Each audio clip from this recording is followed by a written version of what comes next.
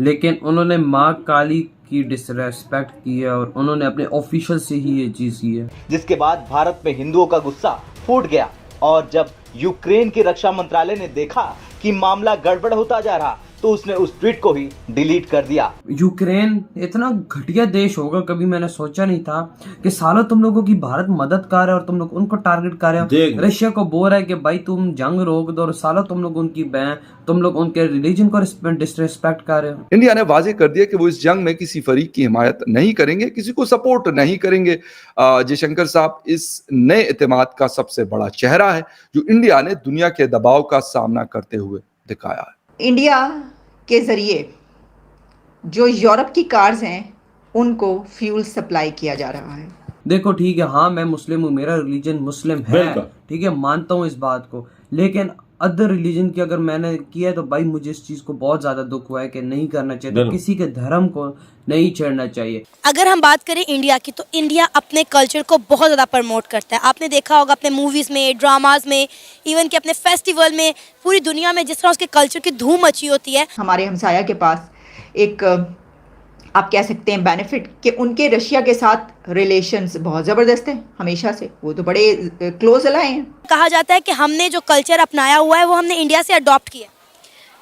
That's very true and unfortunately اگر حقیقت پسند ہو کے بات کریں تو ہم 900 سال ان کے ساتھ رہے ہیں، بلکہ مور دین دیٹ۔ یہ تو میں صرف مغل ایرا کاؤنٹ کر رہی ہوں، تو کہہ لیں کہ برے صغیر پاک و ہند کا جو ایک ایرا تھا نا وہ ہماری جنریشنز میں ابھی تک ہے، وہ جا ہی نہیں پا رہا۔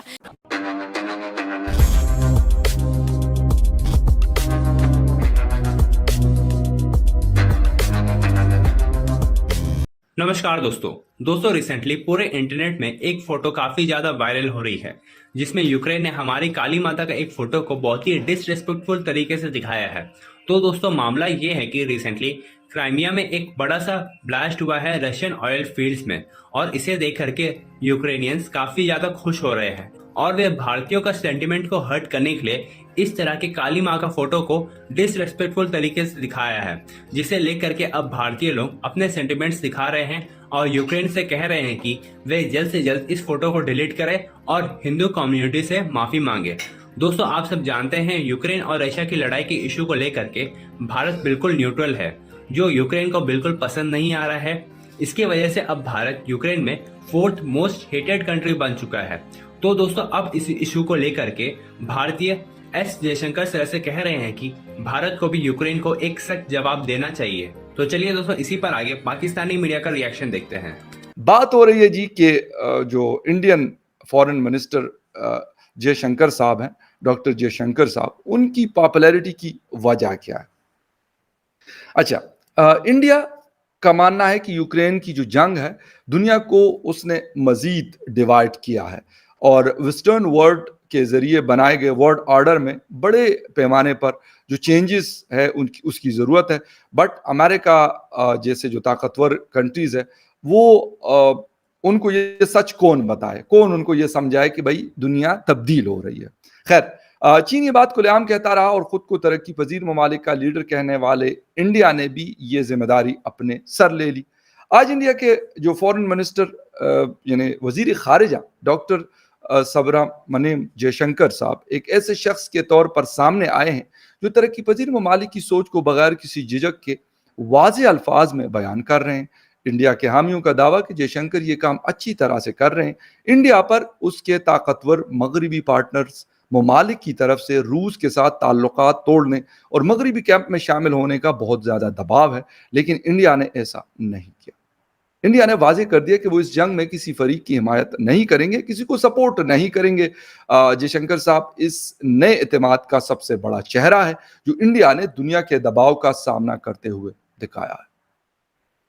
انڈیا میں جو فارن منسٹر جے شنکر صاحب ہیں، ان کی بڑھتی ہوئی مقبولیت کی سب سے بڑی وجہ ہے کہ لوگ دیکھ رہے ہیں کہ وہ امریکہ اور یورپی یونین جیسی دنیا کی بڑی طاقتوں کے سامنے کھڑے ہیں۔ جے شنکر صاحب کے بیانات بے خوف، بے باک اور کچھ لوگوں کی نظروں میں بہت سخت ہیں۔ حالیہ برسوں میں جو ڈیموکریسی کی انڈیکس ہوتی ہے وہ بنانے والے جو ویسٹرن ورلڈ کے ادارے ہیں انہوں نے انڈیا میں ڈیموکریسی کے حوالے سے کہا کہ ڈیموکریسی ویک ہو رہی ہے, مائنورٹیز کے ساتھ بیہیویئر اچھا نہیں ہے, اس پہ کنسرنز اپنے شو کیے. لیکن ان کنسرنز کا جواب ڈاکٹر جے شنکر صاحب نے کیسے دیا؟ انہوں نے کہا یہ منافقت ہے, یہ ہپوکریسی ہے. دنیا میں کچھ لوگ ایسے بھی ہیں جنہوں نے ایسے سرٹیفکیٹ جاری کرنے کے لیے خود کو ٹھیکیدار بنا رکھا ہے. وہ یہ بات ہضم نہیں کر پا رہا کہ انڈیا اب ان کی رضامندی کا طالب نہیں ہے. بہت اہم پوائنٹ ہے.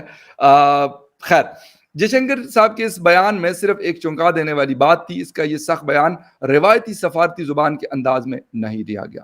ظاہر ہے جے شنکر صاحب جانتے ہیں کہ انڈیا کے عام لوگ بھی اپنے ملک پر ہونے والی تنقید یعنی کرٹیسزم کا اسی زبان میں جواب دیں گے. اس طرح کے بیانات نے جے شنکر صاحب کو عام شہریوں اور خاص طور پر قوم پرستوں کی نظروں میں ہیرو بنا دیا.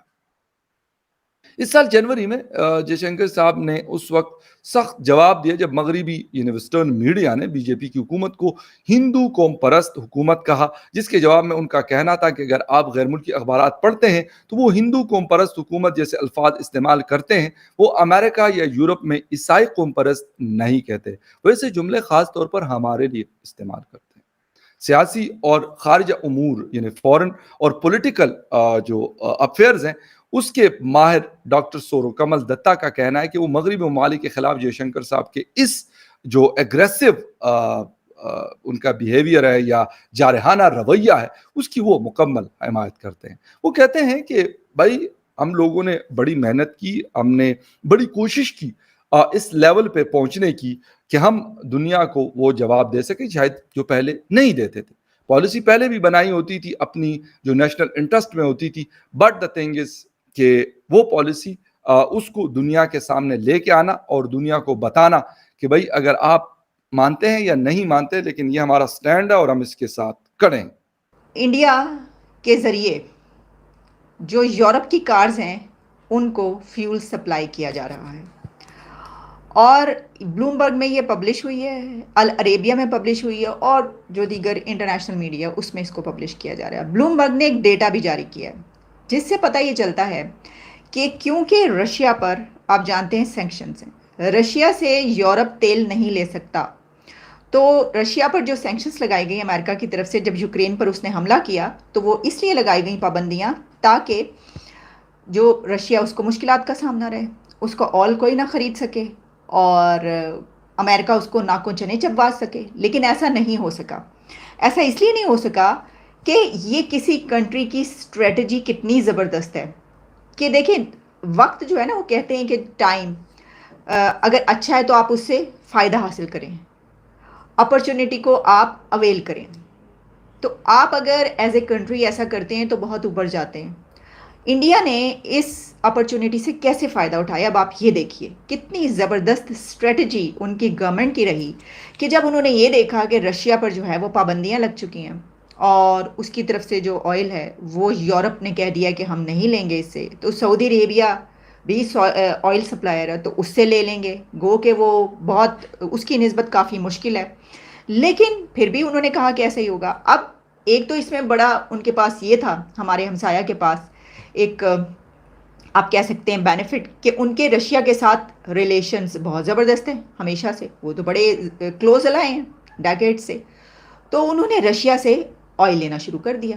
لیکن آئل بڑے پیمانے پر لیا, انہوں نے بھانپ لیا کہ اب یہ جو ہے اس سے ہم بڑے اچھے طریقے سے فائدہ اٹھا سکتے ہیں, اور اتنا آئل انہوں نے وہاں سے لیا ہے سستے داموں, کیونکہ رشیا نے انڈیا کو بہت ہی چیپ ریٹس پر آئل دیا ہے.